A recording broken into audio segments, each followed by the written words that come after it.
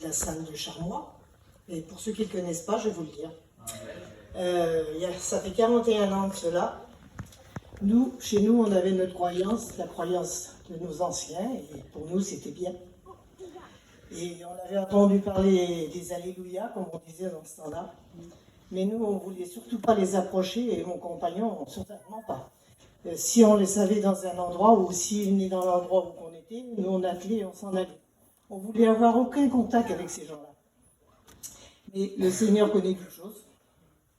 Un jour, il a permis, je vais passer au plus court parce que ça serait long, il a permis qu'on arrive sur une place parce qu'il y avait mon beau-frère qui était là, et lui, il était marié avec une fille, il y avait beaucoup de chrétiens chez eux.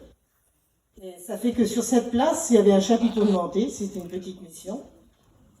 Et donc, j'ai commencé à aller, pour la première fois de ma vie, sous ce chapiteau. Et j'ai tout de suite, les cantiques m'ont plu. Ça me plaisait énormément. Et pour la première fois de ma vie, j'avais écouté la parole de Dieu. Et ça a pénétré mon cœur. Parce que dès lors, tout de suite, j'ai cherché à comprendre. Mais j'étais simple pour comprendre, très simple. Vous savez, j'allais aux réunions, je participais aux réunions, et puis je voyais que le Seigneur parlait à mon cœur, parlait à ma vie. Et moi, je disais à mon compagnon, le soir, tu te rends compte, mon homme, avec la croyance qu'on a, si c'est vrai ce qu'ils disent et que le Seigneur revient, nous, on est perdus. Et lui, il me dit tout simplement, tu sais, ma femme, pour moi, il n'y a qu'un Dieu, il n'y en a qu'un. Et il dit, si c'est eux qui sont dans la vérité, on va demander au Seigneur qu'il nous éclaire. Et il dit, il va nous éclairer. Mais quand on est sincère avec le Seigneur, vous savez, il ne demande que ça de vous éclairer. Et c'est ce qu'on a fait. On a fait des expériences avec le Seigneur. On voyait que le Seigneur était vivant et que c'était les chrétiens qui étaient dans la bonne voie, comme on dit. Et puis moi, un soir, j'étais à la réunion. Et c'était une réunion de prière. Et le Seigneur m'a baptisé de son Saint-Esprit.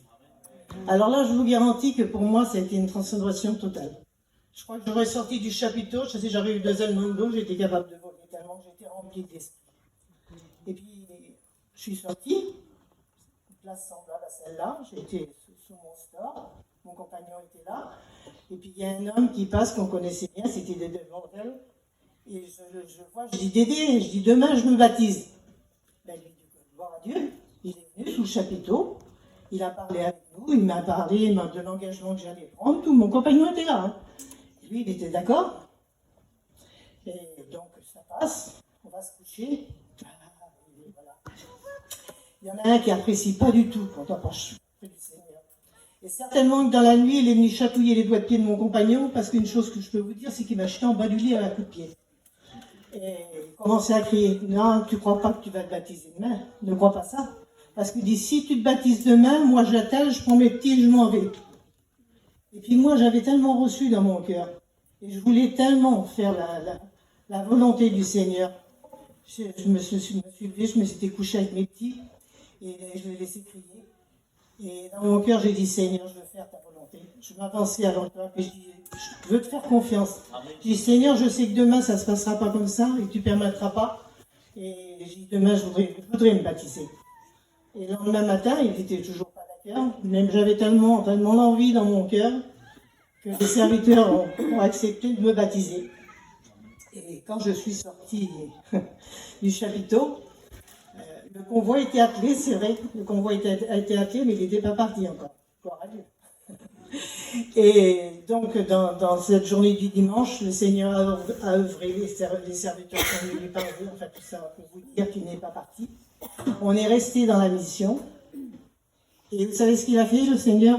2 mois après, c'est mon compagnon qui a été touché. À travers une réunion, mon compagnon a été converti totalement.